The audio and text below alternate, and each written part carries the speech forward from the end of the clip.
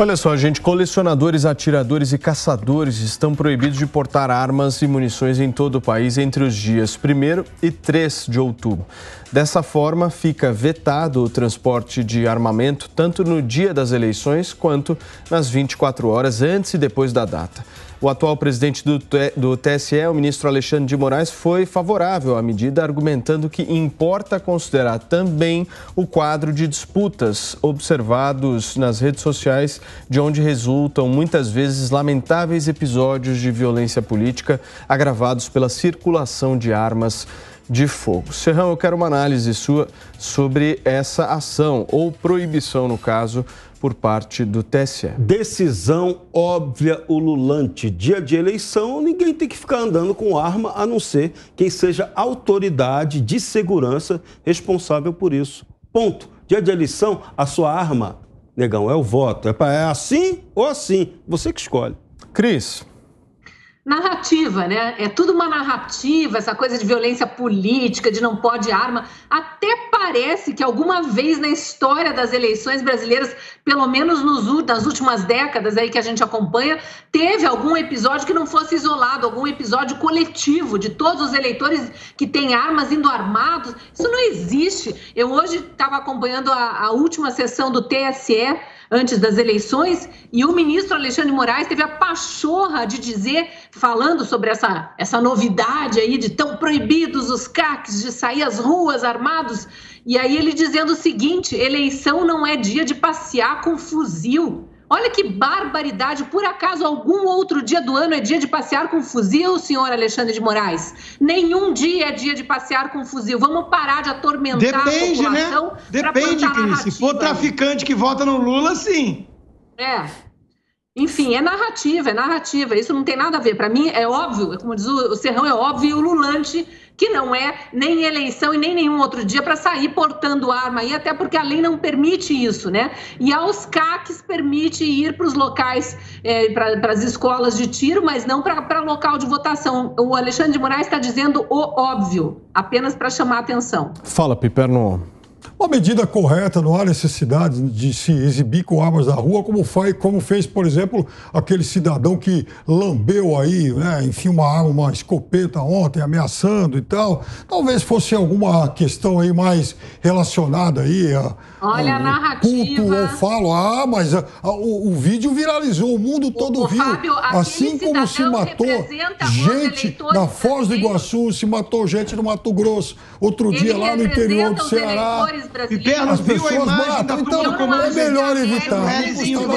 Brasileiros. Peraí. Eu não acho que a Adélio represente os eleitores brasileiros, assim como esse cidadão não representa. Vamos parar. Claro que não, esse cidadão ele não representa, assim como o assassino da Foz do Iguaçu não, o assassino de Cascavel no Ceará não, o assassino do Mato Grosso não.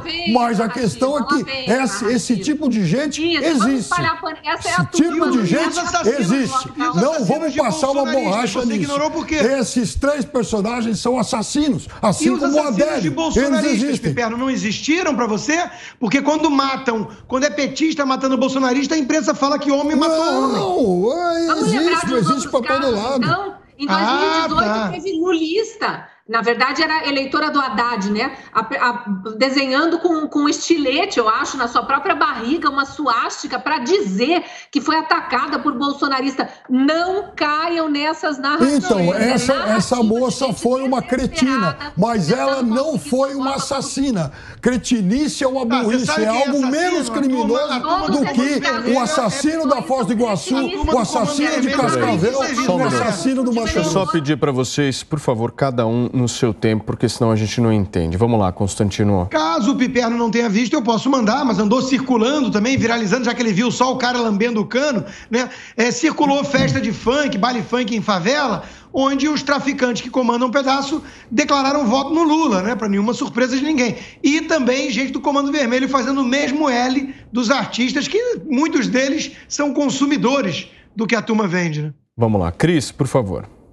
Eu acho que a gente não pode cair nessas narrativas. Isso aí é coisa de quem está desesperado atrás de voto. E há bandidos em todos os lados políticos, em todos os espectros ideológicos, em todos os países do mundo. Só que alguns países respondem a isso de uma forma, outros de outra. Tem países em que candidato sai da cadeia para concorrer à eleição e sai passando pano para bandido e dizendo que um celularzinho aí roubado é só para ir tomar chopp no bar da esquina. Então vamos olhar para os fatos e não para as narrativas. Isso que importa. Piperno e Serrão para fechar.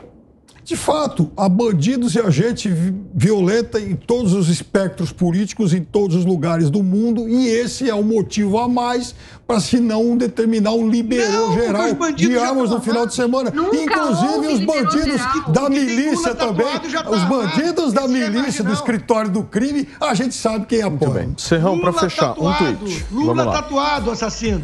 É muito importante que essa ordem do ministro presidente Alexandre de Moraes sobre desarmamento também valha para a narcoguerrilha e para a milícia que atua no Brasil. Se valer para os dois, tá bonito.